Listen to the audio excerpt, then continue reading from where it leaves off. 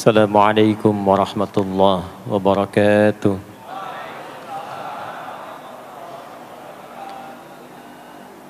Alhamdulillahilladzi bihamdihi tatimmul barakat wa bifadlihi tatimmus salihat.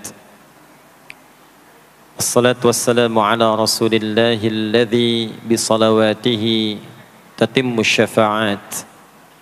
Fasalawatullahi wa salamuhu tammu alaihi wa ala ahlihi wa alihi wa dhurriyyatihi wa ashabihi wa ummatihi ila yaumil mi'ad. Amma ba'd. Faya ahbaballahi wa ahbaba rasulihi sallallahu alaihi wasallam, usi nafsi wa iyyakum bitaqwallahi faqad fazal muttaqun. فلا تموتن إلا وأنتم مسلمون. فقال تعالى: يا أيها الذين آمنوا اتقوا الله حق تقاته ولا تموتن إلا وأنتم مسلمون. Yang kami hormati para asatidzah, para ulama, keluarga besar di pengurus Masjid Raya Pondok Indah, baik di yayasan, di masjid, dan semua yang terlibat dalam kemakmuran masjid ini, semoga senantiasa diberkahi dan diberikan kemuliaan oleh Allah Subhanahu wa taala. Tidak disebutkan sifat pemakmur masjid di dalam Al-Qur'an kecuali dengan sifat-sifat yang terbatas. Karena ayatnya pun dibuka dengan adatul hasri, huruf pembatas.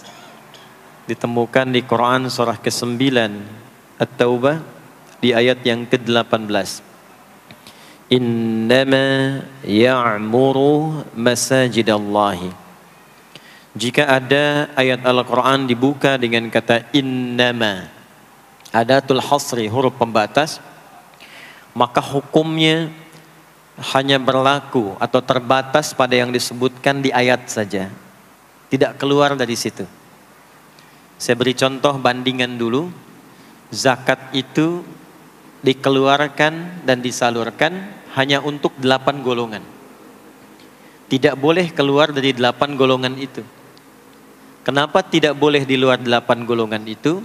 Karena ayat pengeluaran zakat dibuka dengan kata innama. Quran surah 9 At-Taubah di ayat ke-60. Innamas sadaqatu. Zakat itu hanya boleh dikeluarkan untuk golongan berikut. Jadi di luar golongan itu tidak menerima zakat. Nanti ada skema lain seperti infak, sedekah umum dan sebagainya. Ayat pemakmur masjid dibuka dengan kata innama, memberikan kesan bahwa tidak setiap orang memiliki satu kecenderungan, satu nikmat, satu keinginan untuk berkontribusi memakmurkan masjid. Di dalam bidang apapun, program atau tahapan apapun. Ada yang bertugas mengelola, ada yang bertugas untuk membangun, ada yang bertugas mensupport kegiatan, ada yang bertugas untuk bisa berkontribusi di aspek-aspek lainnya. Nah, semua itu kata Allah adalah kalangan terbatas. Jadi kalau Allah sudah berikan satu spesialisasi tersendiri dan dinilai oleh Allah sebagai golongan yang spesial, maka manfaatkan status itu sebelum nanti bertukar atau selesai tugasnya dan kembali kepada Allah insyaallah dalam kemuliaan. Man amana billahi wal yaumil akhir. Man amana billahi wal yaumil akhir. Orang-orang yang diberi kesempatan memakmurkan masjid itu, kata Allah, harus menyatukan dulu visinya sebelum membuat program. Jadi sebelum membuat program di masjid, satukan dulu visinya. Visinya untuk mendapatkan ridha Allah. Proyeknya akhirat, untuk membawa bekal pulang saat akan dihisab. Jika semua kepentingannya lillah, semua karena Allah, maka apa yang kemudian Allah tunjukkan, orang-orang itu akan jadi istimewa di hadapan Allah, lalu mulai membuat program dari kenikmatan salat yang khusyuk, wa aqamas salat, pengelolaan harta yang bisa bermaslahat atau kepentingan-kepentingan agama dan sosial, wa ataz zakah, walam yakhsha illallah, dan semua fokusnya karena Allah, fa'asa ulaika ayyakunu minal muhtadin, maka orang-orang yang beraktivitas demikian insyaallah akan digolongkan pada golongan orang-orang yang mendapatkan kemuliaan dan petunjuk dari Allah Subhanahu wa taala. Semoga kita semua termasuk dari bagian ayat yang disebutkan tadi. Bapak Ibu sekalian, tadi banyak disampaikan tentang kemuliaan dan kegiatan waktu subuh. Sampai ada program pejuang subuh. Mudah-mudahan nanti selanjutnya ada pejuang zuhur. Setelah itu pejuang asar. Setelah itu pejuang maghrib. Lalu disempurnakan dengan pejuang isya. Ada apa di waktu subuh? Apa perbandingannya dengan waktu-waktu yang lainnya? Mengapa sebagian nama yang disematkan di dalam ibadah di waktu-waktu itu justru tidak sama dengan nama waktunya, tapi disebutkan dengan nama-nama yang berbeda? Zuhur kenapa dengan zuhur tidak nahar? Asar kenapa disebut asar tidak masa? Subuh kenapa disebut subuh dan ada dua nama dengan fajar? Ya, kenapa namanya dua? Itu yang coba kita hadirkan di pertemuan kajian kali ini. Mudah-mudahan dari pencerahan yang kita dapatkan di kesempatan pagi ini ada bakal terbaik yang kita bawa pulang setelah menunaikan ta'lim ini insyaallah. Tidak cukup dengan amin, kita mulai dulu ya. Bismillahirrahmanirrahim. Kita mulai Quran surah ke-17 Al-Isra di ayat ke-78. Bismillahirrahmanirrahim. Aqimis salata liduluki syamsi ila ghasaqil laili wa qur'anal fajr. Inna qur'anal fajri kana mashhuda. Aqimis salat, tunaikan oleh kalian salat dengan sempurna, dengan benar. Penting dicatat, setiap ada perintah menunaikan salat dalam Al-Quran yang salatnya dimaknai sebagai ibadah formal, bukan bermakna doa biasa. Jadi ada salat yang bermakna umum, yaitu doa. Jadi doa itu disebut dengan salat. Karena itu dalam fiqih, as-salatu hiya doa. Salat itu secara bahasa disebut dengan doa. Karena isi dari semua salat itu bacaannya semuanya doa. Tapi kalau ada salat yang dimaksudkan ibadah yang kita tunaikan dimulai dengan takbir, berniat kita, ditutup dengan salam, maka salat yang dimaksudkan ini itu seringkali di Quran kalimatnya dibuka dengan derivasi kata aqama yuqimu. Kalimat salat pertama di Quran Al-Baqarah ayat 3. Alladzina yu'minuna bil ghaibi wa yuqimunas shalah. Al-Baqarah ayat ke-43. Wa aqimus shalah wa atuz zakah. Selalu menggunakan aqama, yuqimu, yuqimuna, aqimi dan seterusnya. Termasuk di Quran surah ke-17 Al-Isra ayat 78. Aqimis salata, menggunakan kata aqim. Apa itu aqim? Aqama, yuqimu, yuqimuna, aqim itu artinya menunaikan dengan sempurna, sesuai dengan ketentuan yang diberlakukan, tegak sempurna. Jadi ketika Allah meminta kita menunaikan salat, salat yang diinginkan itu kata Allah bukan salat biasa saja, bukan sekedar bertakbir kemudian ditutup dengan salam. Ada ketentuannya, ada aturan-aturannya. Karena itu ketika Allah meminta kita menunaikan salat, setelah menggunakan kata aqim, aqimu, yuqimuna, kalimat salatnya menggunakan alif lam. Kalau Bapak Ibu cek silakan, rata-rata ada alif lamnya. Ya, tidak berdiri sendiri. Alladzina yu'minuna bil ghaibi wa yuqimunas shalah, ada alif lamnya. Wa aqimus shalah wa atuz zakah. Wasta'inu bis sabri was shalah, ada alif lamnya. Nah, alif lam itu diantara fungsinya dalam bahasa Arab, ada yang berfungsi sebagai ta'rif. Ta'rif itu seperti artikel the dalam bahasa Inggris. Ya, car itu banyak di luar, mobil. There are so many cars outside. Itu banyak sekali kendaraan di luar. Tapi kalau kita katakan the car, ya, yang ini bukan yang lain. As-shalah, kenapa menggunakan alif lam? Memberikan kesan yang diinginkan itu salat yang sesuai aturannya, salat yang sesuai dengan ketentuannya. Karena itu di era Nabi SAW Boleh dicatat nanti hadisnya riwayat Muslim, nomor hadis 397. Yang meriwayatkan nanti sahabat Abu Hurairah radhiyallahu taala anhu, pelaku yang mengalami ini namanya Khalad bin Rafi' Az-Zuraiqi. Dikisahkan datang seorang sahabat ya Nabi sallallahu alaihi wasallam, kemudian dakhala ila al-Masjid Nabawi, kemudian masuk ke Masjid Nabi, fa shala bi jambin Nabi sallallahu alaihi wasallam. Maka ia salat di samping Nabi sallallahu alaihi wasallam, wan nabiyyu fi nahiyatin ukhra min al-masjid. Sedangkan Nabi di sisi yang lain di masjid itu. Kalau diilustrasikan, dia masuk ke masjid, kemudian Nabi di satu sisi yang lain. Kemudian dia salat. Kemudian ketika dia selesai, falamma sallama yaminan wa syamala, thumma atan nabiyya sallallahu alaihi wasallam. Ketika dia salam ke kanan dan ke kiri, lalu mendatangi Nabi sallallahu alaihi wasallam. Faqala, dia berkata, "Assalamu alayka ya Rasulullah." Ya, "Assalamu alayka ya Rasulullah." Kata Nabi, "Wa alaikassalam wa rahmatullah. Irji' shalli fa innaka lam tusalli." Kata Nabi, "Wa alaikassalam wa rahmatullah." Kamu salat lagi karena engkau belum salat. Padahal sudah salam. Fa'ada salatahu, kemudian dia mengulang salatnya. Thumma atan nabiyya, dia datang lagi ke Nabi sallallahu alaihi wasallam. Dia berkata, "Assalamu alayka ya Rasulullah." Dijawab dengan jawaban yang sama. Kata Nabi, "Wa alaikassalam wa rahmatullah. Irji' salli fa innaka lam tusalli." Kamu balik lagi salat karena engkau belum salat. Padahal sudah salam. Maka dia melakukan itu sampai 3 kali. Sampai dia berkata, "Ya Rasulullah, ma uhsinu ghairah." Ya Rasulullah, ini yang bisa saya kerjakan. Kalau ada yang kurang, alimni, mohon ajarkan saya bagaimana sholat yang sesuai aturan yang benar itu. Maka diajarkanlah oleh Nabi, bahkan sejak wudu. Idza qumta ila shalah. Kembali muncul kalimat tadi, aqama yuqimu. Kata Nabi, jika engkau sholatnya ingin sempurna, fa asbighil wudu, maka mulai dengan wudu yang sempurna. Maka biasanya orang kelihatan dari wudunya. Orang yang baik sholatnya itu mulai kelihatan dari sejak wudunya. Jadi kalau wudunya tidak sempurna, buru-buru, yang dibasuh tidak sempurna, itu pasti akan berdampak kepada sholatnya.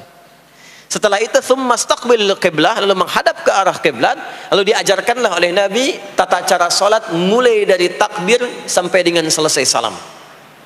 Nah, sholat seperti ini, jika benar oleh kita diikuti, jadi fokus baik-baik di sini, benar-benar diikuti oleh kita aturannya dari mulai wudu sampai dengan salam, maka Allah akan berkenan memberikan 5 kemuliaan yang dicurahkan pada seorang hamba saat di dunia. Jadi kalau pahala di akhirat, pahala sholat kita dapatnya di akhirat. Sekali menunaikan sholat dapat 10 poin. Itu ada di Quran surah ke-6 Al-An'am di ayat 160. Man jaa bil hasanati falahu asyru amthaliha. Siapa yang mengerjakan perbuatan hasanah, perbuatan baik yang punya nilai pahala, maka diberikan nilainya 10. Di dalam Al-Quran, sholat itu disebut dengan hasanah, perbuatan baik yang punya nilai pahala. Itu ada di Quran surah ke-11 Hud di ayat yang ke-114. Aqimis salata tarafain nahar wa zulafan minal lail innal hasanati yudhibnas sayyiat. Tunaikan sholat di pembuka siang sampai akhirnya, sampai ketemu malam. Jadi dari subuh, zuhur, asar, maghrib sampai ke isya. Semua solat itu kata Allah disebut dengan hasanat. Innal hasanat. Hasanat jamak dari hasanah. Jadi solat disebut dengan hasanah. Kalau kita menunaikan solat di Al-An'am ayat ke-160, maka diberikan poin. Poinnya namanya ajrun. Ya, kita sebut dengan pahala. Pahala itu bahasa Qur'annya ajrun. Di Quran surah At-Tin, lahum ajrun ghairu memnun. Begitu kita mengerjakan amal soleh, maka diberikan pahalanya. Perbuatan amal solehnya disebut dengan hasanah, pahalanya disebut dengan ajrun. 10 itu ngitungnya bukan begini, bukan 1, 2, 3, 4, itu terlalu sedikit. Di hadis Muslim, ukuran 1 keduanya 500 tahun, 2 ketiganya 500 tahun, 3 keempatnya 500 tahun. Jadi sekali kita menunaikan sholat, 10 nilainya, setiap 10 itu 1 keduanya 500 tahun, 2 ketiganya 500 tahun. Kalau ditunaikan di masjid, ya, ditunaikan di masjid, nanti dapat lagi tambahan pahalanya. Baru masuk datang ke masjid dengan niat sholat, bukan yang lain ya. Kan ada orang yang kadang ke masjid niatnya tidak sempurna ibadah, mungkin janjian ketemu teman, ya, akhi, bro, ketemuan yuk, ya. Di mana? Di Pondok Indah aja, sambil sholat zuhur.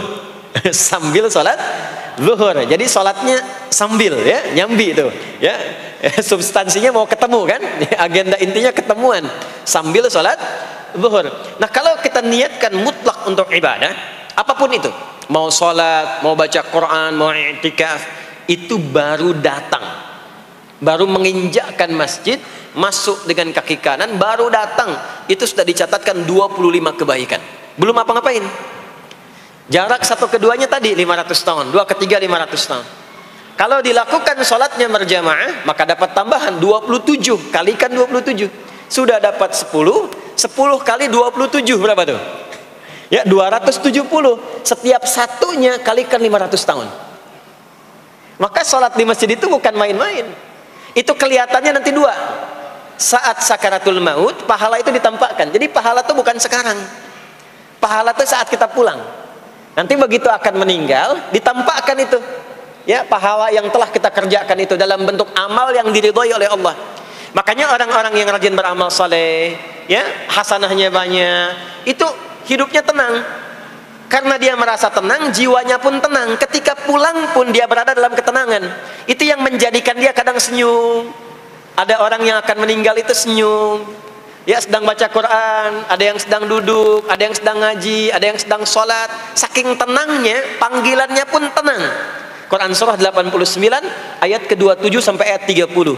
Ya ayyatuhan nafsul mutmainnah, hei jiwa-jiwa yang tenang, irji'i ila rabbiki radiyatan mardiyah, cepat pulang, aku sudah ridha dengan amalmu, engkau pun akan ridha dengan pemberianku.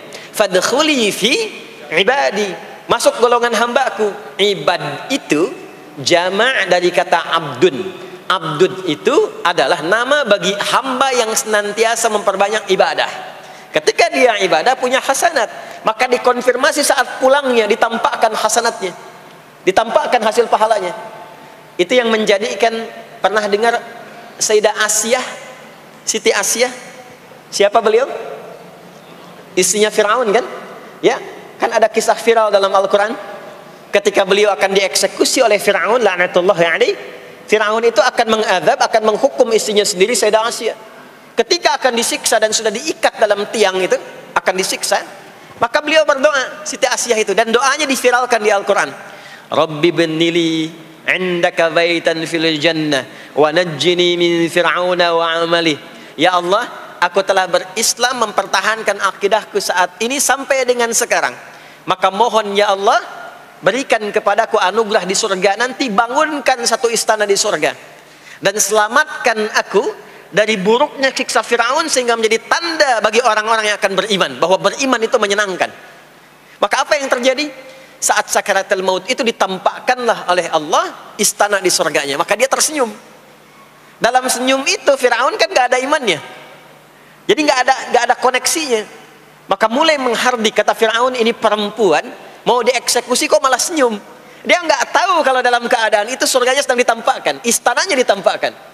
Maka meninggallah beliau dalam keadaan sedang menatap istana surganya, ya, dan berhasil wafat dalam husnul khatimah. Dan Fir'aun tidak mencelakai, tidak menghukum, tidak menyiksa beliau itu kecuali dalam keadaan sudah wafat, ya, ini tak terasa lagi. Nah, itulah orang-orang yang saleh, orang-orang yang punya banyak hasanah, ditampakkan sakaratul mautnya, lalu dihisab, nanti baru dikonfirmasi. Maka sekarang diberitakan sebagai ilmal yaqin, saat sakaratul maut diperlihatkan sebagai ainal yaqin, saat masuk nanti ke surga dirasakan sebagai haqqul yaqin. Maka ada ilmal yaqin, ainal yaqin, haqqul yaqin. Itulah yang menjadikan kita sering berdoa supaya semua kegiatan dunianya menjadi hasanah, dan di akhirat dikonfirmasi lagi hasanahnya. Ada di Al-Baqarah surah kedua di ayat ke-201. Wa minhum may yaqulu rabbana atina fid dunya hasanah wa fil akhirati hasanah wa qina adzabannar. Nah, perbuatan hasanah yang pertama itu salat. Jadi ketika kita sholat ada pahala. Pahala itu urusan akhirat. Nanti ketika meninggal dapat. Itu bekal pulang. Kita gambarkan nih supaya nggak bingung ya.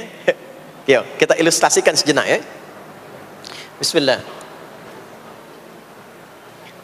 Bapak Ibu kelihatan ini ya? Ibu kelihatan Bu ini? Alhamdulillah, alhamdulillah. Ini pejuang subuh belum ditulis sudah kelihatan ya. Alam itu kan yang kita tinggali, kita rasakan, dan nanti yang kita yakini ada 3 kan. Ini sering saya sampaikan belakangan ini di beberapa kesempatan. 1, sekarang ada yang disebut dengan ardun, al-ard, yang kita terjemahkan dengan bumi tempat kita tinggal sekarang. Ya, sekarang kita ada di mana? Di Masjid Pondok Indah ya. Bagian dari bumi. Ini di bumi. Sifatnya disebut dengan dunia. Jadi dunia itu asalnya bukan nama alamnya, tapi lebih kepada sifatnya. Ya, dunia. Dari kata dana, yadnu, dunuan, wa dunyaan. Artinya sesuatu yang cepat, sesuatu yang fana, sesuatu yang rusak, yang hilang. Jadi semua sifat kehidupan kita di tempat ini itu berlangsung cepat. Ya, kayaknya baru kemarin ketemu, sekarang sudah ketemu lagi. Kayaknya baru kemarin kenalan teman SD, sekarang sudah saling punya cucu. Ya, dan semua sifatnya rusak. Ini gelas kalau didiamkan, besok-besok kotor, rusak. Baju kalau didiamkan nggak diapa-apain, rusak. Ya, kendaraan kalau didiamkan semewah-mewahnya nggak diapa-apain, rusak. Itulah dunia. Kenapa diperkenalkan viral dunianya dibandingkan dengan bumi dan ardonnya? Untuk memberikan kesan yang kuat kepada jiwa kita. Hei, jangan sampai terjebak dengan kehidupan dunia yang sementara yang ditinggalkan. Jangan memperebutkan sesuatu yang rusak. Jangan berselisih pada sesuatu yang hilang. Ya, kan sekarang banyak orang aneh ya, memperebutkan sesuatu yang pada akhirnya yang diperebutkan itu rusak sendiri. Ya, memperebutkan sesuatu, berselisih pada sesuatu yang akan ditinggalkan, kan sama-sama meninggal. Untuk apa memperselisihkan sesuatu yang akan ditinggalkan? Kok bisa berantem, berselisih, saling mencela pada sesuatu yang sama-sama akan ditinggalkan?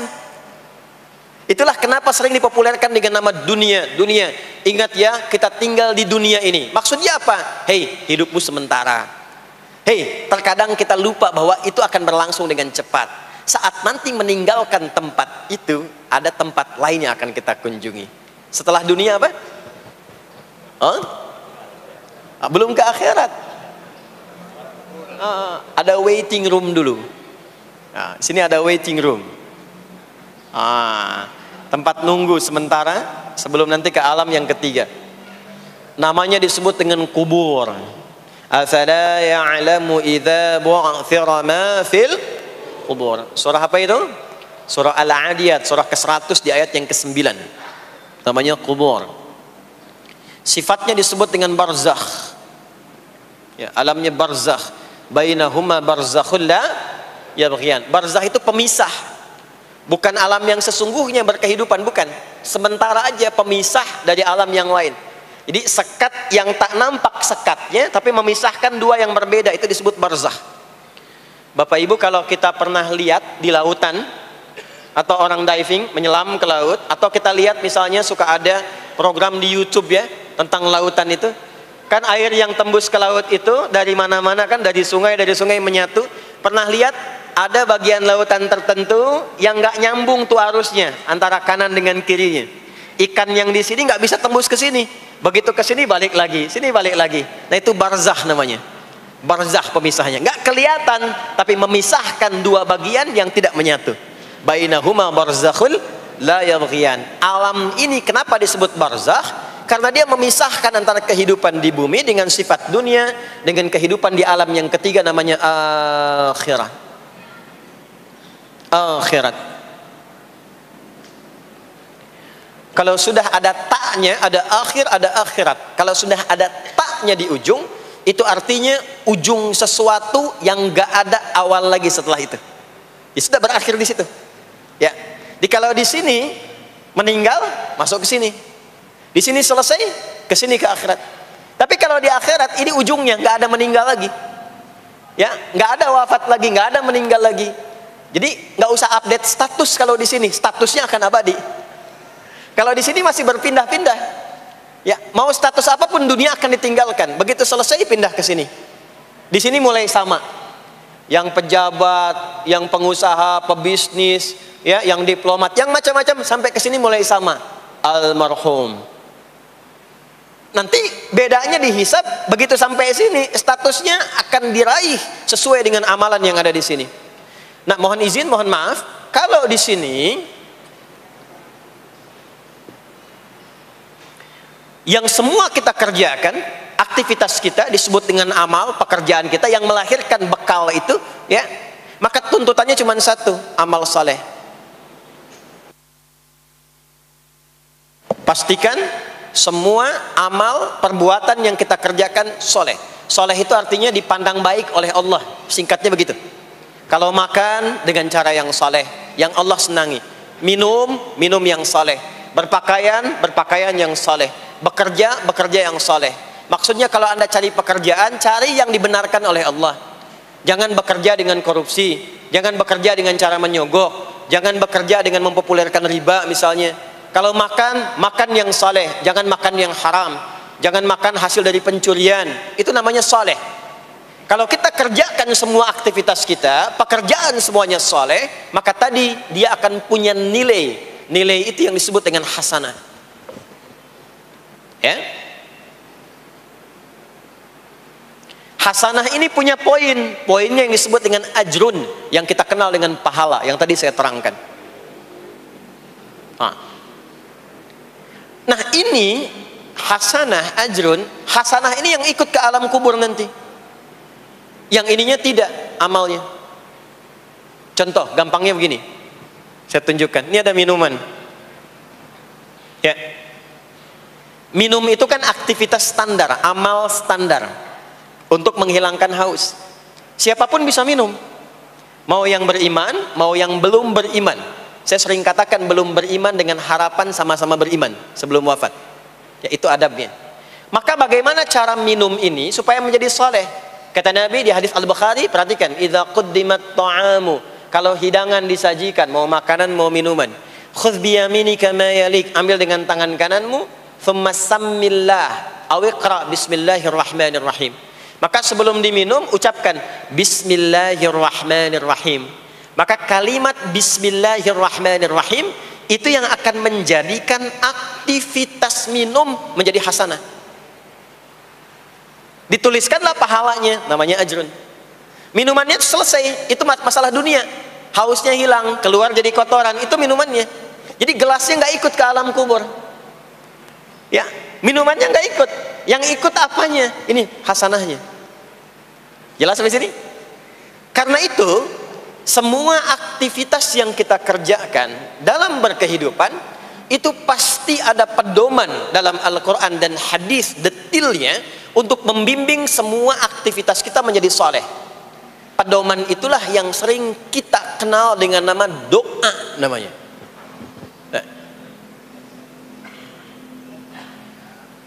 Silahkan Bapak Ibu cek, tidak ada satu pun di dalam Islam aktivitas yang dikerjakan kecuali bersanding dengan doa di dalamnya.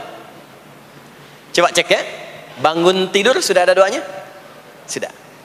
Makan ada doanya? Berpakaian ada doanya? Dan kalau kita mau jujur, itu semua aktivitas doanya nggak sama. Bangun tidur dengan mau tidur sama nggak doanya? Bahkan urusan ke masjid nih, masuk masjid ada doanya nggak? Kakinya diatur kan? Kanan. Keluar masjid ada doanya? Doa masuk dengan keluar sama nggak? Tidak. Ada yang mau ke toilet ya, masuk toilet, kakinya diatur nggak? Kaki apa masuknya? Kiri. Keluar? Ada doanya nggak? Nah, perkara ke toilet pun bisa jadi amal soleh. Karena semua yang dikerjakan dalam Islam itu bernilai.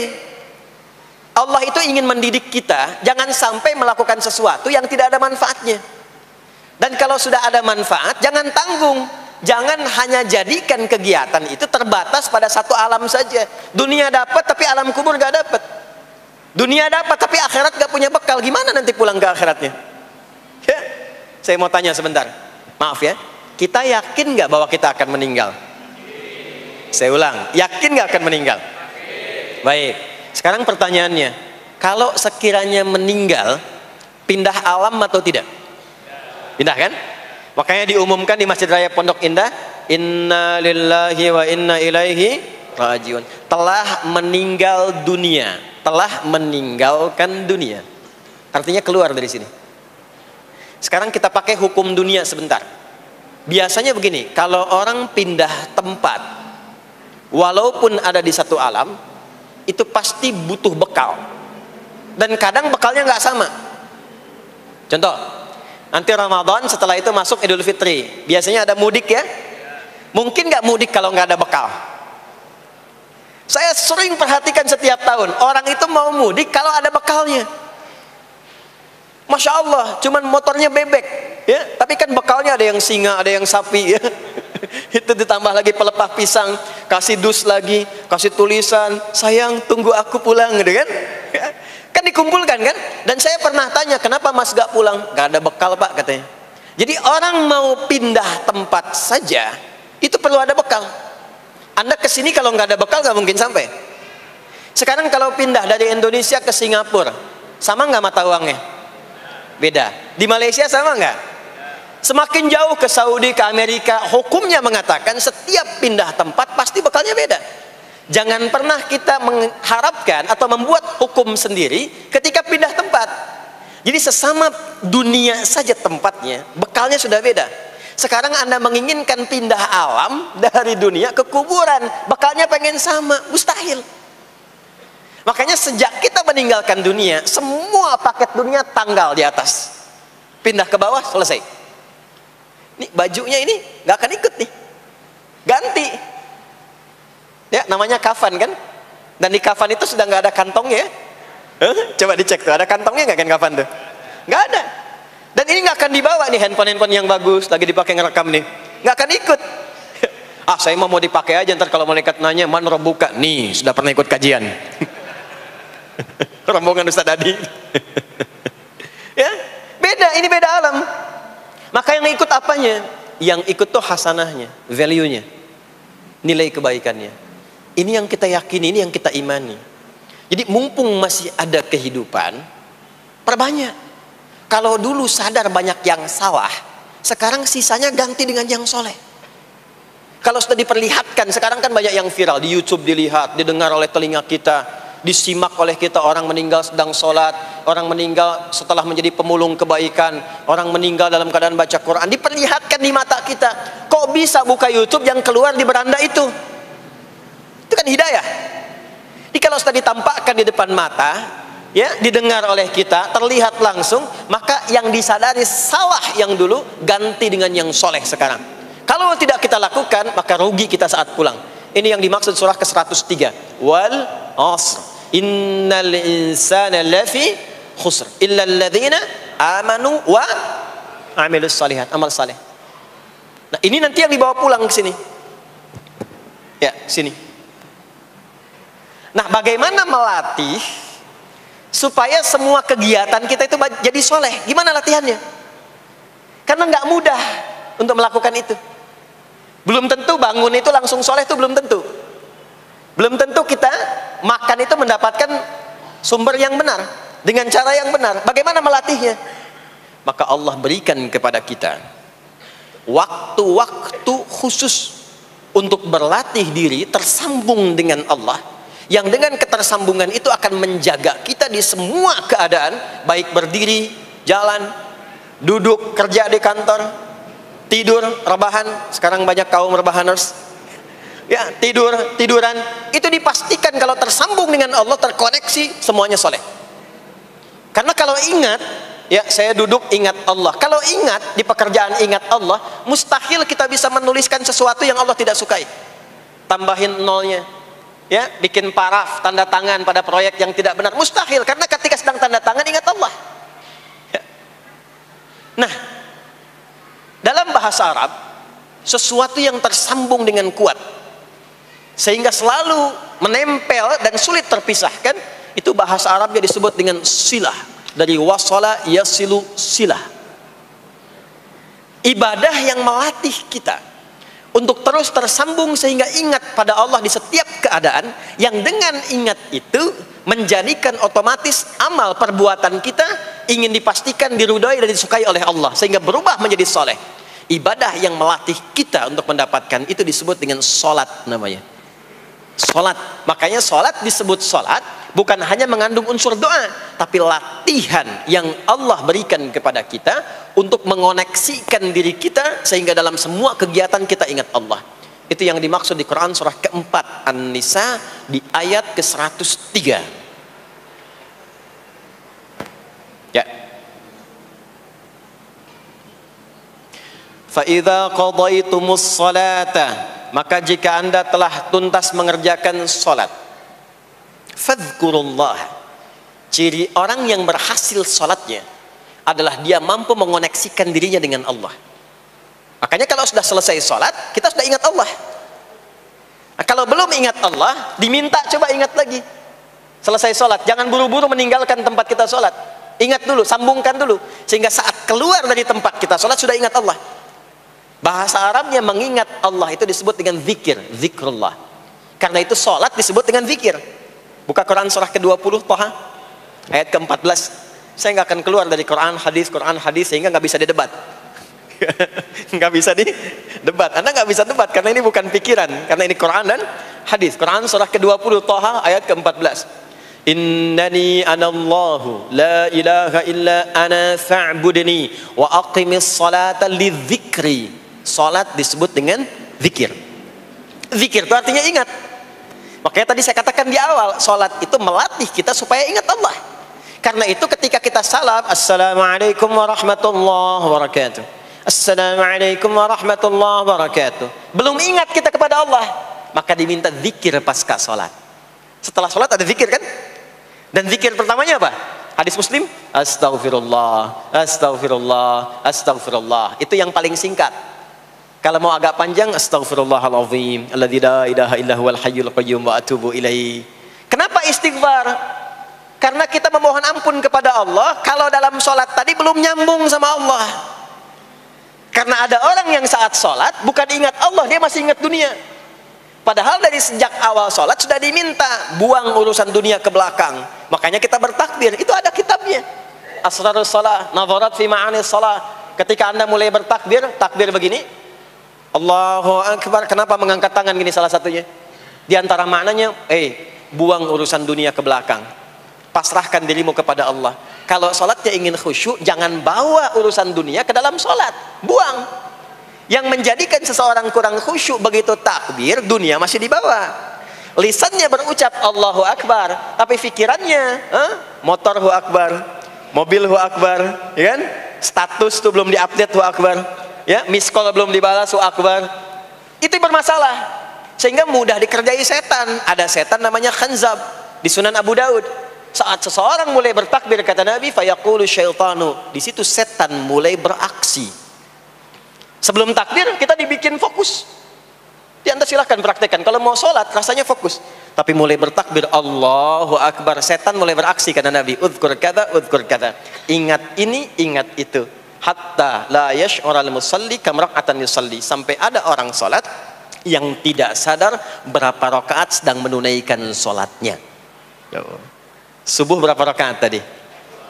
2 diucapkan, tapi ketika dipraktekkan ada yang 3. Ada yang 1. Ya, ada yang begitu. Ada, tapi di hati saya gitu ya. Nah ini, makanya setelah kita sholat, salam, assalamualaikum, assalamualaikum, itu kita mencoba menyempurnakan dengan apa? Istighfar dulu. Kalau tadi ada yang belum tersambung. Setelah itu apa? Kita sambungkan. Allahumma antas salam, subhanallah, alhamdulillah, Allahu Akbar. Makanya dilatih 33 kali. Sekali belum nyambung, 2 kali. 2 kali belum nyambung, 3 kali. 3 kali belum ingat, 4 kali. Masa iya sih sampai 33 kali belum ingat juga? Bapak nama siapa? Joni. Siapa Pak? Joni. Siapa Pak? Joni. Siapa Pak? Apa enggak dengar saya Joni? Itu baru 3 kali. Ini kita 33 kali menyebutkan subhanallah. Masa enggak nyambung juga? Alhamdulillah 33 kali. Masa enggak syukur juga? Dilatih. Kalau sudah terkoneksi, inilah dia. Fadhkurullaha qiyama. Bangun dari sholat, bangkit. Selesai sholat, mau kerja, mau kemanapun, ingat Allah. Jadi nggak ada istilahnya keluar masjid tertukar sendal, tuh nggak ada. Ada di sini yang tertukar sendal? Banyak. Insya Allah tidak ya. Kalau ingat Allah tuh nggak mungkin tertukar. Jadi begitu Anda akan menggunakan, yang punya orang lain sadar tuh, astagfirullah, Allah mengawasi, bukan punya saya walaupun mirip. Ya, walaupun mirip. Ya, pakai yang punya kita, itu akan diarahkan. Tapi kalau nggak ingat ada yang mengawasi, nggak ingat ada yang lihat, nggak ingat akan dihisab. Mana ya tadi? Oh, ini dia, masya Allah, lupa saya. Pakai masya Allah lah gitu. Dia pakai yang paling bagus tuh. Pulang dia, padahal dia ke masjid tuh nggak pakai sendal. Pekerjaan juga begitu, nggak akan sembarangan ngambil yang bukan haknya, kerjakan proyek yang tidak benar. Demi Allah, kalau di Indonesia ini mestinya benar semua sholatnya, makmur. Wah, para polisi itu tenang tugasnya gitu, ya. Tentara juga nyaman, di pekerjaan tuh nggak usah ada CCTV, ya, nggak usah ada e-tilang, nggak usah ada kamera di jalan, ya kan? Ini karena kenapa? Latihannya nggak maksimal. Ini pentingnya sholat tuh itu. Jadi semua menjadi amal soleh, semua jadi amal soleh. Begitu ingat Allah, maka berdiri ingat Allah, jalan ingat Allah, duduk ingat Allah, berbaring pun ingat Allah. Kalau sudah ingat Allah, pasti disebut nama Allah. Ini yang dimaksud hadis Nabi. Qala Rasulullah sallallahu alaihi wasallam, kullu amrin dhi balin la yubda'u fihi bi bismillahirrahmanirrahim fahuwa abtar. Setiap perbuatan yang baik yang dibenarkan oleh hati setiap hamba, lalu diikutkan bismillahirrahmanirrahim. Nggak mungkin orang nyebut bismillahirrahmanirrahim kalau nggak ingat Allah. Minum, bismillahirrahmanirrahim. Makan, bismillahirrahmanirrahim. Bekerja, bismillahirrahmanirrahim. Itu ketika dikerjakan langsung jadi hasanah. 10 poin. Ada pahalanya. Dan jangan dianggap ringan ya. Ini kalimat ringan tapi menentukan saat pulang, saat meninggal nanti. Nah, kalau nggak disebutkan bismillahirrahmanirrahim atau tidak bacakan doa yang menyertainya, maka jadi dunia saja, solehnya hilang, tinggal amalnya. Dibalasnya di dunia, akhiratnya nggak ada. Itu yang dimaksud Quran surah ke-25 Al-Furqan ayat 23. Wa qadimna ila ma 'amilu min 'amalin faj'alnahu haba'an manthura. Kalau ada orang berbuat baik di dunia tapi tidak disertakan niat akhirat, kami balas dunianya. Anda kerja belasan tahun, puluhan tahun untuk dunia aja, dapat gaji, dapat benefit, dapat penghargaan. Ada yang juara, ada yang dapat bintang, champion, ya, ada yang promosi jabatan, tapi niatnya untuk dunia. Allah adil, kata Allah, kerja keras dia untuk dunia, saya balas dengan balasan dunia. Tapi kalau diniatkan akhirat, dunia dapat, akhiratnya pun dapat. Kan kerjanya sama, etosnya sama, di tempat yang sama. Kita niatkan akhirat, gak ada ruginya. Begitu meninggal, dapat. Beruntungnya dan bersyukurnya kita sebagai muslim, kita itu lengkap informasinya. Urusan kubur ada informasinya, akhirat ada informasinya. Silahkan komparasikan dengan informasi dan sumber manapun. Ditemukan nggak yang informasi detail seputar kubur, seputar hisab, seputar kiamat, seputar surga, seputar neraka? Cuma di Islam. Itu yang kita syukuri, supaya kita siap-siap. Bukan sekedar dibaca. Baca ada pahalanya, tapi siap-siap ada konsekuensi kebaikannya. Ini balik ke sini. Karena itu saya katakan dari awal, pertama Bapak Ibu sekalian, sholat itu menjadi ibadah paling pokok karena dia akan mengantarkan kita pada konektivitas yang kuat dengan Allah Subhanahu wa taala. Ini poinnya. Kalau sudah nyambung dengan Allah, bukan cuma jadi amal soleh. Orang-orang yang tersambung dengan Allah di semua aktivitas kehidupannya, maka akan mendapat jaminan langsung dari Allah Subhanahu wa taala yang memudahkan semua urusan hidupnya. Mudah sukses, mudah bahagia, mudah tenang. Semua kemudahan yang kita raih dalam konteks kebahagiaan, ketenangan, kesuksesan itu kalau digabungkan semua maknanya, berubah katanya menjadi falah. Apa namanya? Falah. Falah itu bahagia, sukses, nyaman. Kalau dibuka kamus English Arabic misalnya, falah itu bahasa Inggrisnya success and happiness. Bukan cuma bahagia, bahagia dan sukses. Bukan cuma sukses, karena ada orang sukses belum tentu bahagia. Saya sering tanya yang ini nih, dan biasanya para ibu yang juara menjawabnya itu. Ya, pilih mana? Kaya tapi gelisah, atau miskin tapi tenang? Miskin tapi tenang. Sukses tapi gelisah, Ya, atau miskin tapi tenang. Sukses tapi tenang, ya. Sukses dan bahagia. Nah, sukses dan bahagia itu bahasa Arabnya falah. Ini poinnya. Falah. Ah, sekarang coba kita dengar baik-baik. Cek telinganya masih ada nggak tuh? Cek telinga masih ada nggak? Setiap hari, di setiap pergantian waktu dalam sehari. Pergantian waktu sehari itu ada 5. Dari mulai subuh, ke siang, zuhur, ke sore, asar, mau habis sore menjelang malam, maghrib, muncul malam, isya. Itu setiap hari 5 kali berganti waktu diperdengarkan oleh Allah. Hambaku, kamu harus bahagia. Hambaku, kamu harus sukses. Apapun pekerjaanmu, sukses. Apapun aktivitasmu, harus bahagia. Harus senang, harus tenang. Falah. Kuncinya apa? Salat. Diperdengarkanlah hayya 'alas shalah. Diperdengarkan di telinga kita. Telinga bahasa Arabnya udhun. Jamaknya adzan. Maka kalimat yang diperdengarkan 5 kali sehari itu disebut dengan adzan. Dan satu-satunya lafaz yang diperdengarkan 24 jam di muka bumi ini tak pernah berhenti. Makanya setiap tempat terjadi perbedaan waktu sholat. Ya, di sini tadi subuhnya jam berapa? 4.13, 12, 49, 4.10. Terjadi perbedaan pendapat tentang waktu subuh. Ya, ini menandakan bahwa bukan dari tempat yang sama. Saya di Bekasi tadi 49, 4:09, sini 4:13. Jadi setiap detik, setiap menit ini adzan, sana adzan, ini adzan, sana adzan, terus bersautan. Dan kalau kita dengarkan sedunia itu dari beda waktu, 24 jam diperdengarkan. Hayya 'alas shalah, ayo salat. Kenapa mesti salat ya Allah? Hayya 'alal falah. Dengar tuh baik-baik kata Allah. Salat akan mengantarkan engkau pada kebahagiaan. Salat mendekatkan engkau pada kesuksesan. Salat mengantarkan engkau pada kedamaian. Makanya kalau orang salat pasti tenang hatinya. Kalau nggak percaya silakan. Salat itu diantara manfaatnya mendatangkan ketenangan. Salat mendatangkan kesuksesan. Karena itu salat bukan hanya ibadah yang diwajibkan pada umatnya Nabi Muhammad SAW saja, tidak. Semua nabi dan rasul yang pernah bertugas di bumi itu semuanya salat dan meminta umatnya salat. Hanya memang kita yang paling sempurna menunaikannya, caranya. Ya, dulu umat nabi-nabi lain juga salat. Contoh, Nabi Musa salat. Nanti diviralkan di Quran surah ke-20 Thaha ayat 14. Nabi Isa alaihi salam yang paling dekat ke Nabi Muhammad 600 tahun sebelum Nabi lahir, itu salat. Beliau salat. Diviralkan di Quran surah 19 Maryam ayat 31 sampai 33. Ya, sampai ke 33-nya wa ja'alani mubarakan aina ma kuntu wa awsani bis shalah. Salat. Siapa lagi? Nabi Zakaria. Nabi Zakaria itu kapan beliau mendapatkan berita gembira akan punya anak? Saat salat.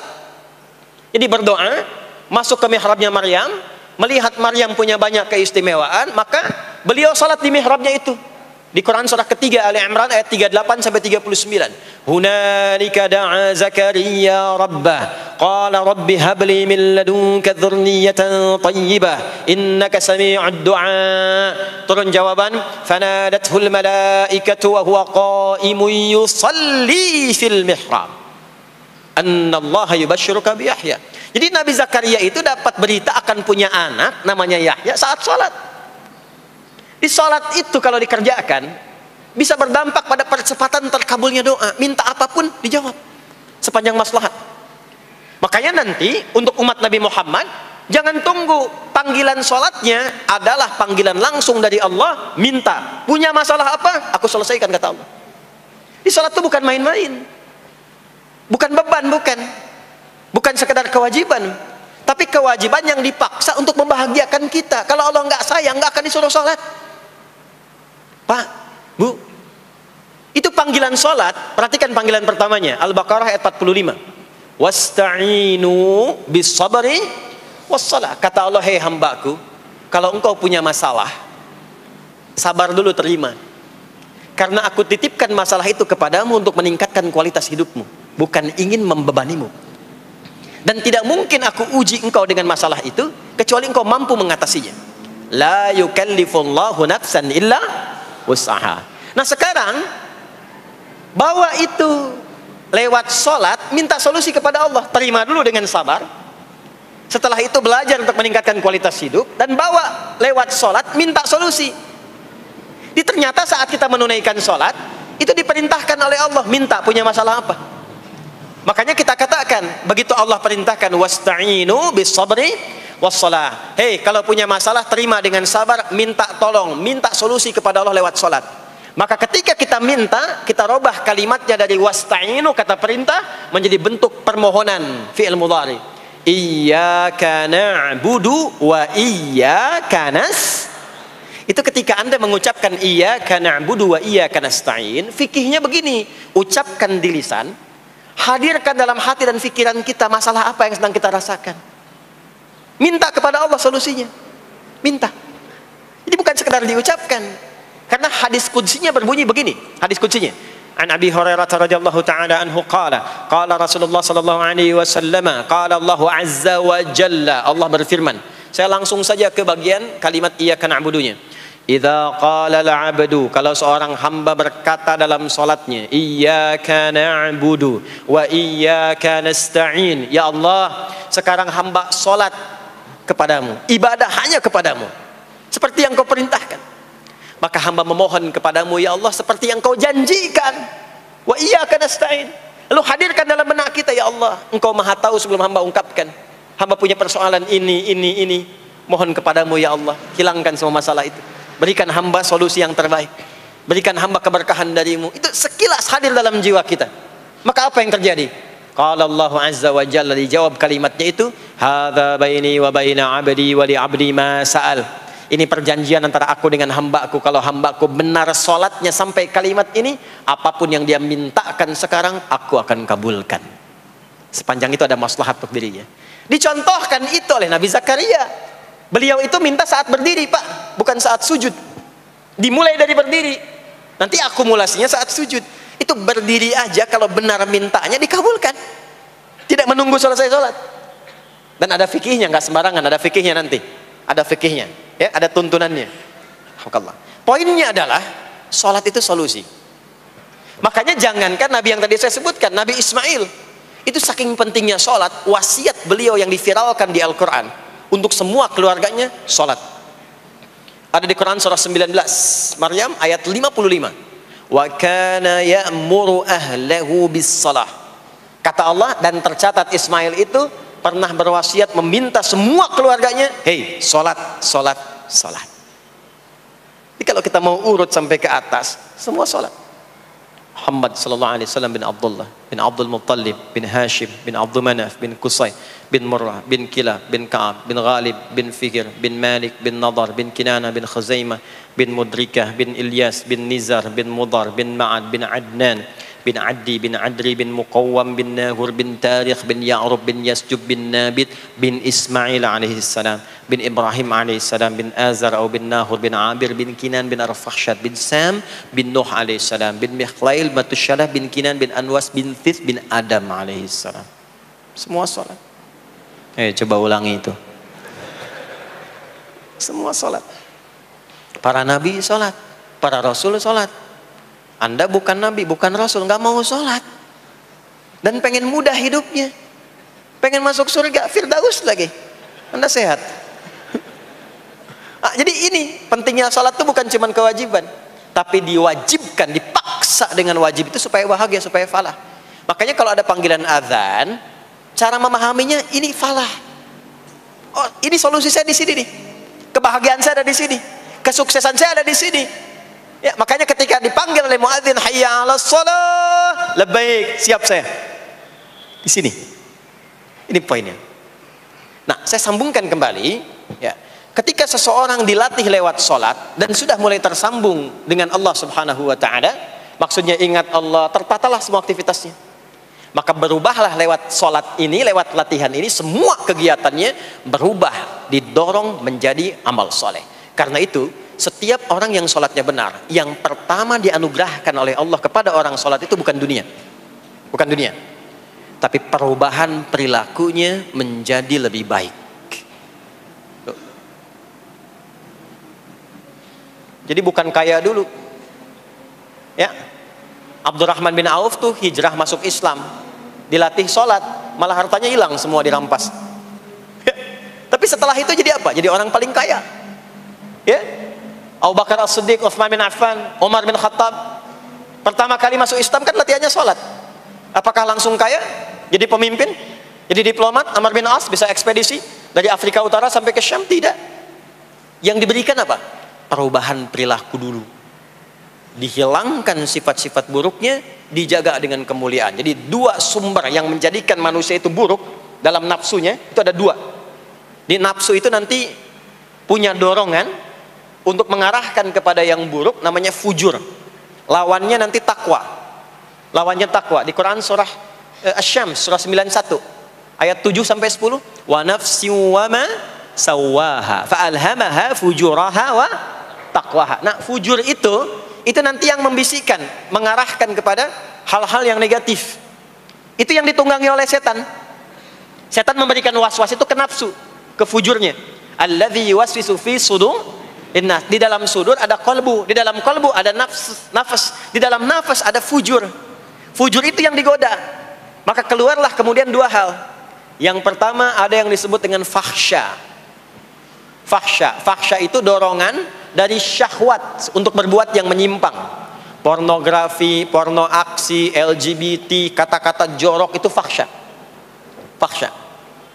Nanti temannya adalah mungkar. Mungkar itu keburukan yang diingkari, ditolak oleh hati, sumbernya nafsu perut dan akal. Mencuri itu mungkar, merampok itu mungkar, korupsi, membunuh, menipu itu mungkar. Jadi sumber keburukan itu cuma dua. Kalau bukan fahsya itu mungkar. Orang yang sholatnya benar, maka parameternya itu, ukuran pertama kali dia dapatkan adalah ditutupnya oleh Allah, dijaganya oleh Allah keadaan nafsunya, sehingga dia tidak dikontrol oleh perbuatan fahsya dan mungkarnya. Maka aktiflah sinyal takwanya. Takwa itu lawan nafsu. Makanya nanti kaitan takwa dengan nafsu sama-sama disebutkan. Nafsu 115 kali, takwa yang terkait fungsi nafsu 115 kali. Takwa digembosi, ya, awas, diwaswasi oleh setan, setan disebutkan 88 kali. Takwa disupport oleh malaikat. Malaikat di Quran disebutkan 88 kali. Ini bukan ilmu tak-atik, hitung sendiri aja kalau mau. Itu menarik tuh. Karena sama, kalau Anda mendengar suara adzan kan ada bisikan kan? Cepat, sudah adzan, siap-siap. Itu malaikat tuh. Tapi begitu selesai adzan, la ilaha illallah, tenang, baru adzan, belum qomat. Itu setan.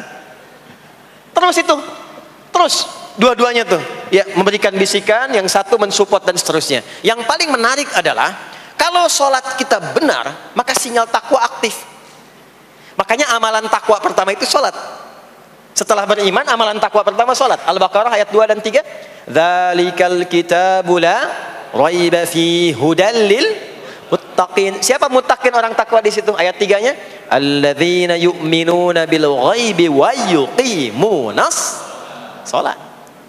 Jadi kalau sholatnya aktif, takwanya aktif, sinyalnya aktif, sinyal itu yang akan menutup fahsya dan mungkar. Maka turunlah Quran surah ke-29 ayat ke-45. Utslu ma uhiya ilaika minal kitabi wa aqimis shalah. Kita hafal tengahnya, innas salata tanha 'anil fahsya'i wal munkar. Maka kalau orang sholat tidak akan berbuat fahsya, tidak ada lagi yang melambai laki-laki. Allah, ini ada laki-laki yang laki-laki, perempuan-perempuan. Nggak ada lagi tontonan-tontonan pornografi, yang jorok-jorok, yang kotor-kotor. Nggak ada lagi kata-kata kotor di lisan itu, karena lisannya dilatih untuk mengucapkan yang baik-baik. Allah, sami Allahu liman hamidah, subhanallah, alhamdulillah, Allahu akbar. Makanya pasca sholat tuh berubah. Maaf ya, Allah tidak memberikan kepada Nabi Muhammad SAW tongkatnya Nabi Musa, mukjizatnya Nabi Isa, apalagi Nabi Ibrahim dan selainnya. Tapi Allah turunkan Al-Quran kepada Nabi Muhammad SAW, lalu dipraktekkan Quran itu pertama lewat sholat. Anda tahu apa yang terjadi? Nabi Muhammad itu diutus oleh Allah dalam lingkup masyarakat yang sangat terbelakang dan hatam kriminal. Jadi kriminalnya bukan dikerjakan, hatam. Dan nyaris tidak kenal kebaikan, makanya disebut dengan jahiliyah. Kalau Bapak Ibu tanya di zaman Nabi, ya maaf, ada pezina? Bukan cuman ada, hatam, perfeksionis zinanya. Itu. Membunuh itu, ya, mabuk, ada orang mabuk kekinian di zaman jahiliyah, pemabuk amatir itu 5 kali sehari mabuknya. Yang amatir. Jadi kalau baru mabuk sekali, 2 kali, itu coba-coba. Amatir itu 5 kali. Pembegal. Ya, sekarang kita dengar berita ada begal ini itu. Ah, jahiliyah itu sekampung begal semua. Kampung Gifar. Tapi Allah menghendaki Rasulullah latih lewat salat. Apa yang terjadi? Berubah jahiliyah itu, berubah menjadi khairu ummah. Umat terbaik yang paling teladan, yang menginspirasi, yang pernah berkehidupan di bumi. Sampai persaksiannya dari Allah langsung, turun Quran surah ketiga Ali Imran ayat 110. Kuntum khaira ummatin ukhrijat linnas. Jadi kalau ada orang dermawan, itu yang paling dermawan. Kalau ada orang sabar, itu yang paling sabar. Kalau ada pasar yang paling ideal, itu yang paling bagus. Berubah itu. Ya. Kenal Abu Dzar Al-Ghifari? Oh, yo, kenal. Enggak. Abu Dzar Al-Ghifari itu nama aslinya Jundub bin Junadah. Di antara pemimpin begal di zamannya.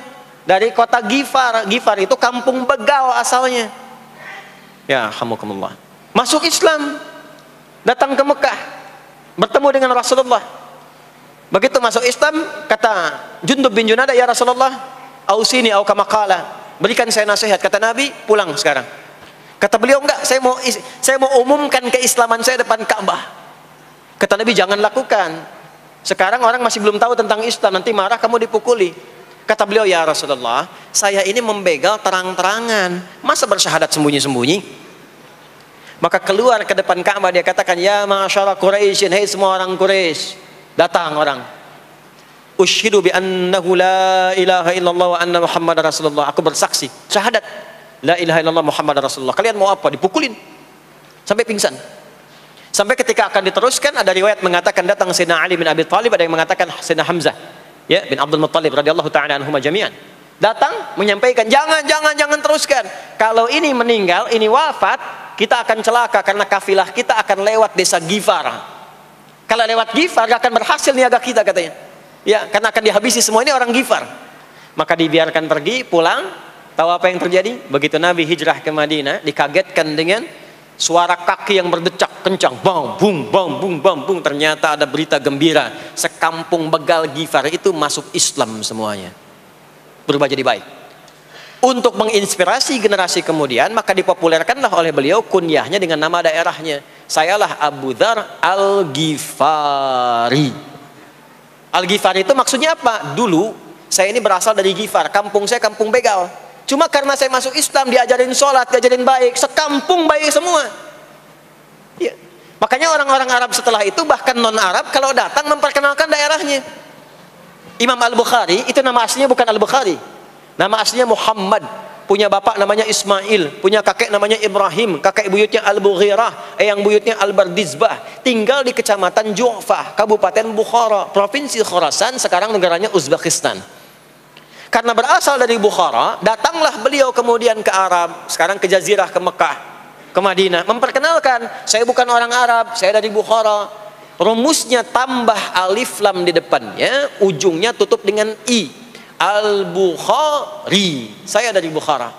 Diperkenalkan, maksudnya apa? Islam sudah masuk ke tempat saya, orang-orangnya sudah baik, orang-orangnya sudah khusyuk. Itu memperkenalkan.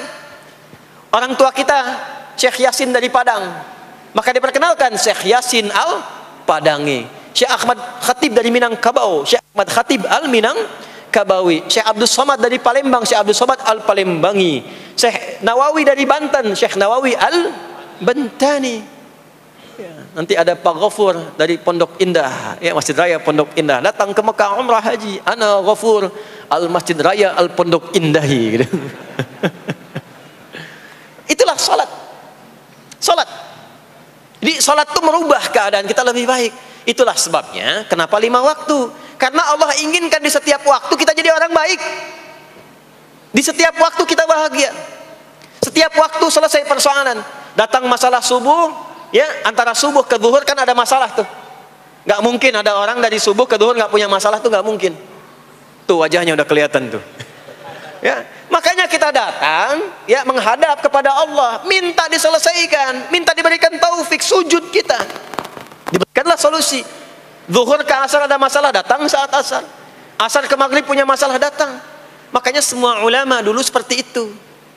Al-Bukhari itu menuliskan kitab sahihnya itu 16 tahun. Setiap satu hadis akan ditulis, sholat dulu. Sholat dulu. Begitu tenang, nyaman, baru tuliskan. 16 tahun. Itulah sholat. Nah, dari sekian waktu yang 5 kali itu, ada waktu yang spesial. Waktu spesial inilah yang ingin saya bahas, yang tadi disampaikan dalam pengantar sambutan. Jadi ini inti yang mau saya katakan. Ini barusan muqaddimah tuh. Barusan muqaddimah. Baik. Kan kita sholat berapa kali sehari? Kita hitung. 1, subuh. 2, zuhur. 3, keempat, yang kelima, isya. Berapa jumlah rakaatnya? 17. Baik ya. Itu nomor telepon untuk koneksinya. Koneksi kita dengan Allah nomornya catat ya. 24434. Ya. Kalau ditanya berapa nomor koneksi dengan Allah? 24434. Subuh 2, zuhur 4, asar 4, maghrib 3, isya 4. 5 waktu kan? Baik. Di 5 waktu ini kita dijaga, diinginkan menjadi hamba yang baik, bahagia, nggak lekat dengan masalah, tuntas semua. Saking sayangnya Allah sama kita. Kalau nggak sayang nggak disuruh sholat. Itulah sebabnya ketika diperintahkan menunaikan waktu sholat, diberikanlah gambaran waktunya. Tapi yang jadi persoalan kita sekarang yang akan dibahas, di antara sekian waktu itu, ada waktu-waktu yang spesial. Ada waktu-waktu yang spesial. Dari mulai subuh ke isya itu, ada yang dispesialkan oleh Allah karena ada bonus berlipat di dalamnya. Waktu apakah itu? Mari kita bacakan dulu mulai dengan Quran surah kedua ayat 238. Paling kanan sebelah atas di mushaf standar. A'udzubillahi minasyaitonirrajim. Bismillahirrahmanirrahim. Mohon izin saya agak lambatkan sedikit ritmenya karena ini inti yang mau kita bahas. Tadi muqaddimah makanya saya percepat ya. Hafizu 'alas salawati was-salatil wusta wa qumu lillahi qanitin. Hafizu. Kalau Bapak Ibu lihat mushaf terjemah, diterjemahkannya dengan jagalah. Jagalah itu ihfadhu, hafidha yahfadh. Tapi kalau ada alif setelah hafidhu, itu berarti fi'il madhinya, past tense-nya, akar kata kerjanya hafadha, yuhafidhu. Alifnya mufa'alah, bermakna saling. Jadi mengartikannya begini, hafidhu 'alas salawati. Hei, hendaklah kalian saling menjaga waktu sholat. Kalau saling itu sendirian atau banyakan? Banyakan. Jadi kalau bapak di rumah ada 5 orang, bapak, ibu, dan 3 orang anak, maka jangan sholat sendirian pak. Ingatkan anaknya, ingatkan istrinya. Istri bangun duluan, ingatkan suaminya. Makanya waktu sholat itu, maaf, jangan cuma disandarkan pada azan yang kita dengar di masjid, harus hafal. Bahkan nanti gini, di Quran surah keempat ayat 103 itu, di ujung ayatnya, itu ada penanda ciri standar orang beriman. Maaf, kita tanya dulu nih, kita beriman tidak hari ini? Halo, beriman? Hati-hati ya, karena kata Nabi ada yang subuh beriman, sorenya sudah kufur tuh. Ya, yusbihu mu'mina wa yumsi kafira. Hati-hati ya. Yuk, apa ciri orang beriman tuh? Iman itu konfirmasinya bisa didapatkan satu melalui suara adzan. Adzan itu sama dengan penanda waktu sholat. Tahu dari mana iman itu bisa dicek dengan suara adzan? Quran surah ke-8 Al-Anfal di ayat yang kedua. Innamal mu'minuna alladzina idza dzukirallahu wajilat qulubuhum. Sungguh insan beriman itu ciri standarnya bisa dilihat. Kalau disebutkan nama Allah, ada konfirmasi iman dalam hatinya. Jadi iman itu letaknya di kolbu. Nanti konfirmasinya lewat suara adzan. dipanggil, disebutkan nama Allah. Makanya disebutkan nama Allah 5 kali dalam sehari untuk mengecek iman ada nggak dari subuh sampai isya. Ya, Allahu Akbar, Allahu Akbar. Ada getaran di hati kita, sudah azan. Nah, itulah iman. Itulah iman. Makanya orang yang punya iman dengan yang belum punya iman akan beda getarannya. Ini hanya dimiliki oleh orang yang punya iman saja. Yang belum punya iman nggak bisa, nggak punya itu. Allahu Akbar, Allahu Akbar. Surah apaan nih? Toanya kencang banget, ya. Tapi kalau orang beriman, Allahu Akbar, Allahu Akbar, ya Allah sudah adzan. Itu konfirmasi itu. Nanti semakin tinggi imannya, bahkan ada yang orang sudah menunggu sebelum tiba waktunya. Tadi subuh jam 4:13 di sini. Ada yang nunggu dari jam 3, padahal belum dipanggil. Ya, masya Allah. Di Bekasi 4:09. Allahu Akbar, Allahu Akbar. Azan. Ingat dia. Nah, itu ciri beriman. Cuman imannya standar. Jadi bukan iman yang kuat. Standar. Kuat belum, lemah tidak. Allahu Akbar, Allahu Akbar. Jam 4:09. Jam 3 sudah bangun. Nunggu itu. Iman yang kuat. Masya Allah. Ada yang baru subuh dan nunggu isya. Tunggu. Kuat. Ada yang sudah qomat, sudah la ilaha illallah, belum kepanggil, dipanggil 4:09, dia baru bangun jam 9:04.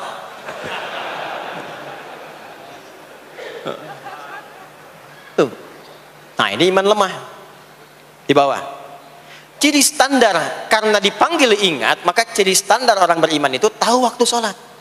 Harus tahu Pak, Bu. Itu standarnya. Itu ada di Quran surah keempat, di akhir ayat 103.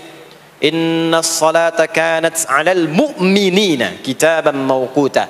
Kalau pakai terjemah balaghah itu bunyinya begini, sungguh orang beriman itu pasti tahu waktu sholat.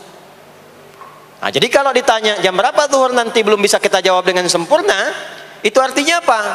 Imannya belum naik itu ke level standar, belum menguat. Ya, ini poinnya. Nanti kapan waktu sholat itu tiba? Kalau ada yang belum ingat, jangan dibiarkan tidak ingat. Makanya kata Al-Quran, saling menjaga ya waktu sholat itu. Jangan sampai di keluargamu, ada temanmu, kolegamu, bahkan tetanggamu itu nggak tahu waktu sholat. Bahkan nggak sholat, itu bahaya. Kalau memang sayang sama anak, ingatkan. Sayang istri dengan suami, ingatkan. Tanda istri beriman yang cinta dengan suaminya, tanda pertamanya ketika mengingatkan suaminya pada semua hal yang disukai oleh Allah. Begitu sebaliknya. Maka kata Al-Quran, hafidhu, saling menjaga waktu sholat. Disebutkan di situ alas sholawat. Bentuknya begini. Tulisannya alif, lam, waw, alif, tak maftuha begini. Alas, begini tulisannya. Karena nanti ada yang begini, as-sholat, ada yang begini. Biar saja, nggak usah. Ada yang begini, tak marbutah. Seperti Al-Baqarah ayat 3, alladzina yu'minuna bil ghaibi wa yuqimunas shalah. Begini tulisannya. Ada yang begini, as-salat pakai alif, tak, gini. Tapi di Al-Baqarah ayat 238 tulisannya begini, alas salawati, taknya terbuka. Secara singkat begini, secara singkat. Kalau tulisannya begini, maka yang dimaksud salat fardu. Yang dimaksud salat apa? Salat fardu. Salat fardu itu ada berapa? 5 waktu. Maka kata Allah, hei, saling jaga ya. Waktu salat yang fardu itu yang 5 waktu. Di antara yang 5 itu ada yang spesial. Was-shalatil wusta, waktu yang pertengahan. Tengah-tengah. Di antara 5 waktu itu. Yuk kita tuliskan dulu sebentar. Salat ada salat apa saja? Subuh, kemudian zuhur, kemudian asar, kemudian nggak cukup, ambil ke sini, maghrib, kemudian isya. Subuh, zuhur, asar, pindah sini, maghrib, isya. Lihat rumusnya. Jadi yang sholat pertengahan yang mana? Jangan lihat tulisannya itu, ya, karena subuh di tengah-tengah disebutnya subuh ya. Sholat pertengahan yang mana? Asar apa subuh? Subuh apa asar? Apa dalilnya? Kita pakai dalil. Nah, sholat pertengahan itu disebutkan oleh Nabi itu ada dua. Ada subuh dan asar. Qala Rasulullah sallallahu alaihi wasallam yata'aqabuna fiikum malaikatul laili wa malaikatun nahari fi salatil asri wa fi salatil fajri. Berebut semua malaikat yang bertugas di siang dan malam, berebut membersamai kita. Kalau berebut itu artinya kalau ada yang berdoa diaminkan, kalau ada yang mohon ampun diistighfarkan oleh malaikat. Jadi malaikatnya minta kepada Allah, ya Allah ampuni si fulan, ya Allah ampuni si fulan, ya Allah si fulan, dan seterusnya sampai selesai. Itu khusus di salat asar dan salat subuh. Sampai kemudian thumma yas'aduna ila sama. Kemudian mereka para malaikat itu kembali bertugas masing-masing, lalu Allah mengonfirmasi kepada mereka untuk menunjukkan kebenaran tugas malaikat yang tidak bermaksiat. Allah Maha tahu tentang hambanya, Maha tahu. Tapi Allah ingin menunjukkan kepada kita apa yang benar dari lisan malaikat itu yang nggak pernah berdusta. Ya, maka Allah bertanya kepada malaikat, bagaimana keadaan hambaku ketika engkau tinggalkan? Maka disampaikan oleh malaikat itu, ya Allah, aku meninggalkan hambamu si fulan, dia sedang menunaikan ibadah, dia sedang sholat kepadamu, dan khusyuk berdoa, dan seterusnya. Maka apa jawabannya? Saksikanlah, ketika malaikat menyampaikan sedang ibadah, maka turun bonus dari Allah untuk mengampuni dosa si hamba itu. Itulah manfaatnya waktu pertengahan. Waktunya disebutkan di hadis ini asar dan subuh. Antara asar dan subuh itu masih ada yang unggul, ada yang istimewa lagi. Apa yang istimewa? Antara asar dan subuh yang istimewa terletak di subuhnya. Jadi dari 5 waktu ini, yang pertengahan asar dan subuh, karena amal di bawah ditunjukkan untuk mendapatkan penilaian langsung dari Allah seketika dan memberikan jawaban dari apa yang kita inginkan, asar dan subuh. Tapi dibandingkan asar dengan subuh, bila keduanya dibandingkan, dua-duanya mulia. Maka subuh punya kemuliaan yang tidak dimiliki oleh asar. Ya, makanya nanti asar bisa bertemu dengan zuhur, masih ada jama, masih ada qasar. Maghrib ketemu isya, masih ada jama, ada qasar. Ya, tapi subuh nggak bisa di jama, nggak bisa di qasar. Ya, makanya subuh letaknya jauh, ke isya jauh, ke zuhur jauh. Ya, saya mau jamaah, ya jama antara isya dengan subuh biar nanti bangunnya sekalian gitu, nggak bisa. Ya, maghrib masih bisa dijama dengan isya, isya di qasar dari 4 jadi 2. Maghrib gak bisa dikosor karena 3 gak mungkin jadi 1,5. Ya, zuhur udah 2, masa mau dikurangin lagi?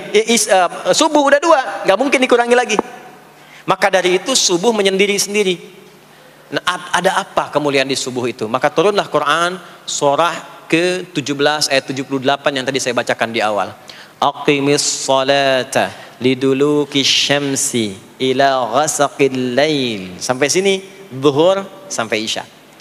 Dulu kisyamsi tergelincir matahari itu zuhur.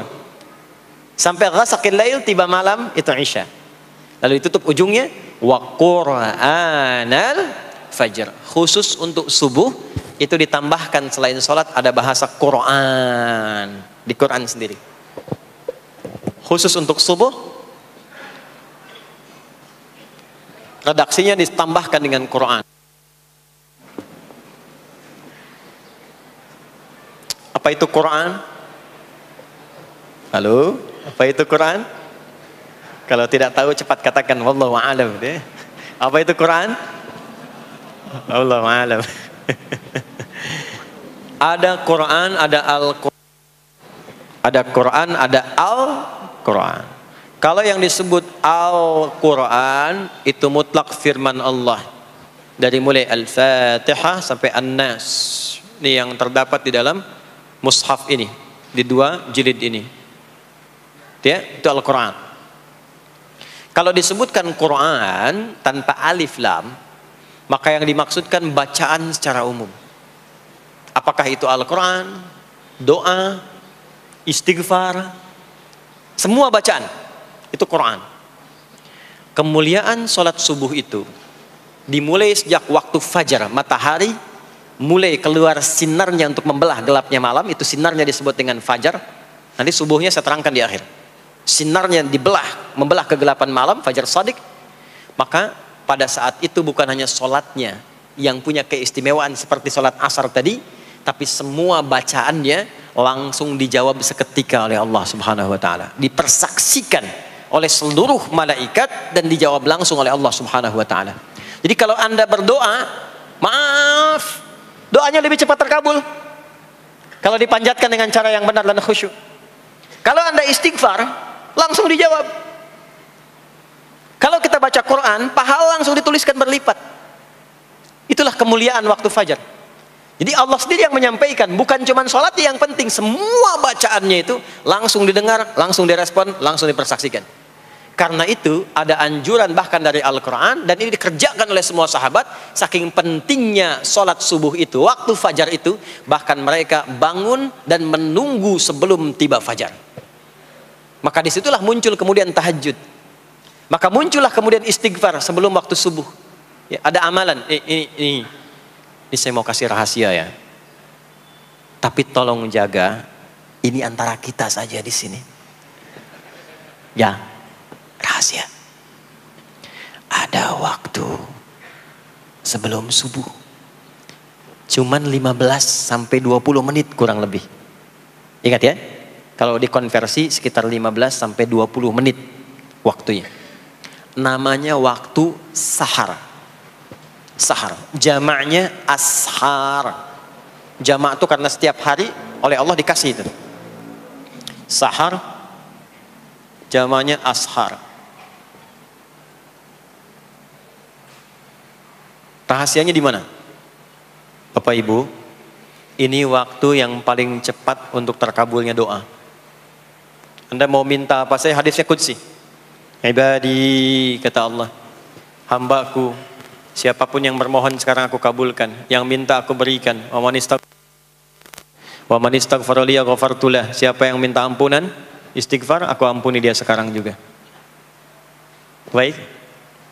Bapak Ibu begini, saya tanya nih, kalau ditawarkan minta apa saja diberi. Ya. Terus minta ampun juga diampuni. Pilih mana? Minta apa saja diberi, mau minta apa saja, atau mau minta ampunan istighfar? Pilih mana? Jujur aja, kalau ada proyek nilainya 100 miliar, ya, ada utang 1 miliar belum ditutup, terus suruh minta apa saja diberikan. Pilih mana? Minta 100 miliar, potensi dikabulkan, atau minta diampuni dosa? Pilih mana?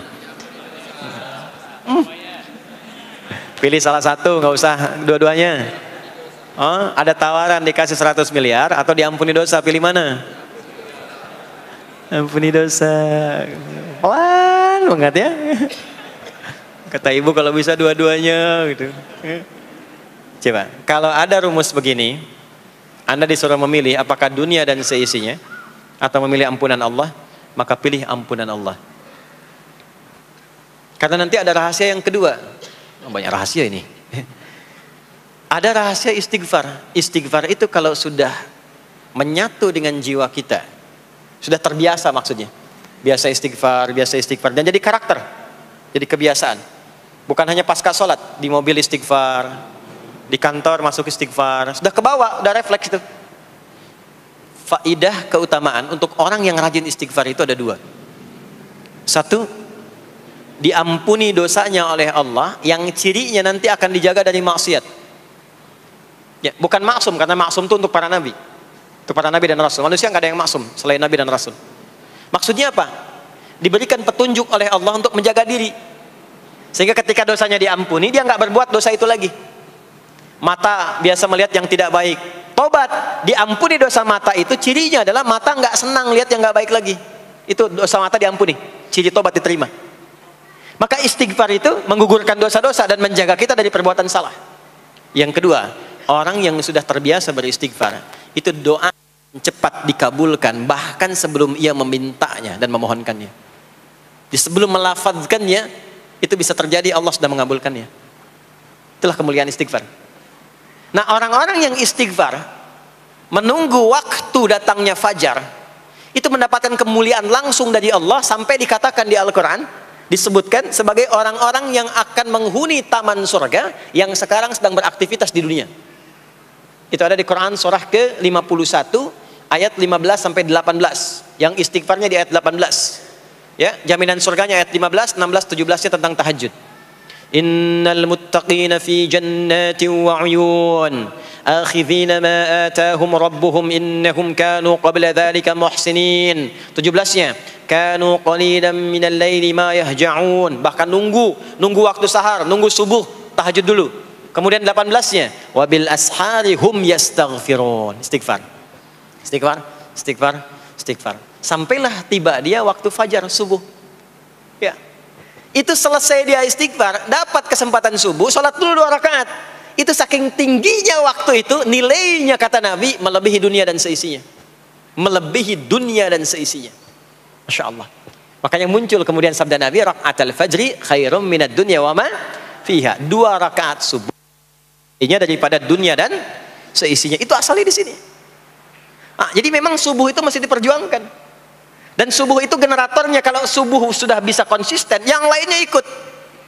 Subuh itu kalau sudah konsisten, subuh ke masjid jamaah, subuh jamaah, bangun tahajud, istiqamah, istighfar. Itu kalau subuhnya sudah bagus, yang lainnya ikut. Ya. Makanya ada kaum yang sekarang sangat khawatir jumlah orang Islam kalau sholat subuh itu seperti sholat Jumat, sangat takut itu. Ya, ada ini viral kisahnya, viral. Saya nggak ceritakan pun Anda bisa dengar. Ya, jadi ada golongan orang Yahudi yang selalu mengamati jamaah sholat subuh umat Islam. Dan dia melihat, ya, ketika mulai ramai, dia mulai katakan, kenapa Anda selalu mengamati itu? Ya, sebab kami lihat kalau jumlah jamaah subuhnya sudah seperti sholat Jumat, itulah kemakmuran, kebangkitan dan kebaikan umat Islam akan tumbuh kembali. Jadi akan berpengaruh kepada yang lainnya. Itulah mudah-mudahan kegiatan perjuangan subuh, ya, ada pejuang subuh baik di Masjid Raya Pondok Indah, di masjid-masjid yang lainnya, memberikan keberkahan kepada kita, dan puncaknya adalah perubahan pada perilaku. Jadi kalau cuma berjuang datang subuh tapi tidak merubah perilaku, ada yang salah dengan itu semua. Ada yang tidak tepat, ada yang belum sempurna. Itu yang bisa kita sampaikan sebagai kajian pembuka kita di kesempatan kali ini. Mudah-mudahan ada manfaat yang bisa kita dapatkan. Kesimpulannya adalah salat adalah inti amalan kita yang bisa merubah alur kehidupan kita dunia dan akhirat. Salat kunci kebahagiaan, salat kunci kesuksesan, salat kunci datangnya rahmat Allah Subhanahu wa taala. 2, Allah meminta kita menunaikan salat 5 kali dalam sehari untuk memudahkan semua urusan kita di setiap waktu dalam sehari itu. Dan yang ketiga, di antara sekian 5 waktu itu ada waktu-waktu yang istimewa, yaitu asar, dan yang paling istimewa adalah subuh ataupun fajar. Mudah-mudahan kita bisa konsisten menunaikan dan menjaga waktu salat itu sampai kita pulang kepada Allah dalam keadaan husnul khatimah. Sementara itu yang disampaikan. Baik, mudah-mudahan ada keberkahan dari apa yang telah disampaikan. Pasti apa yang saya sampaikan pasti ada salah. Pasti ada yang kurang tepat. Pasti ada yang keliru disampaikan. Mohon diingatkan supaya saya koreksi. Tinggalkan yang salahnya, ambil yang benar, yang baik, yang kira-kira bisa diamalkan. Jauhi hal-hal yang bisa menjauhkan kita dari Allah. Dan semoga kita semua diwafatkan dalam keadaan husnul khatimah insyaallah. Allahumma taqabbal minna innaka antas sami'ul alim wa tub 'alaina innaka antat tawwabur rahim. Allahumma nahmaduka hamdan syakirin kama 'allamtana an nahmadak wa nashkuruka syukran kama 'allamtana an nashkurak antal muqaddim antal muakhir biyadikal khair innaka 'ala kulli syai'in qadir. Allahumma ij'al jam'ana hadza jam'an marhuma wa tafarruqana min ba'dihi tafarruqan ma'suma. Ya Allah, jadikan pengajian kami pagi di siang hari ini pengajian yang Kau berkahi, dan bila pun kami berpisah, jadikan perpisahan kami mengantarkan pada kemuliaan yang lebih baik di sisimu. Rabbana la tada' lana fi maqamina hadza dhanban illa ghafartah. Ya Allah, jika ada pendosa hadir di majlis ini, jangan biarkan ia pulang kecuali Engkau telah ampuni segala dosa-dosanya. Wala hamman illa farajtah. Jika ada yang tengah merasakan kegelisahan, jangan biarkan ia pulang kecuali Engkau telah tenangkan keadaan hatinya. Wala asiran illa yassartah. Jika ada yang tengah mengalami kesulitan dalam kehidupannya, di rumah tangganya atau pekerjaannya, maka mohon dengan keikhlasannya angkat dan hilangkan semua kesulitannya. Rabbana atina fid dunya hasanah wa fil akhirati hasanah wa qina adzabannar. Wa sallallahu ala sayyidina Muhammad wa ala alihi wa sahbihi ajma'in. Wa akhiru da'wana subhanakallahumma wa bihamdika nashhadu an la ilaha illa anta nastaghfiruka wa natubu ilaik. Walhamdulillahi rabbil alamin. Mohon izin, mohon sekali berikan saya akses untuk mudah keluar. Saya mencintai Anda semua, barangkali tanpa harus bersalaman pun saya mendoakan Anda semuanya, karena memang ada waktu yang harus saya kejar. Terima kasih, saya mencintai Anda semua. Assalamualaikum warahmatullahi wabarakatuh.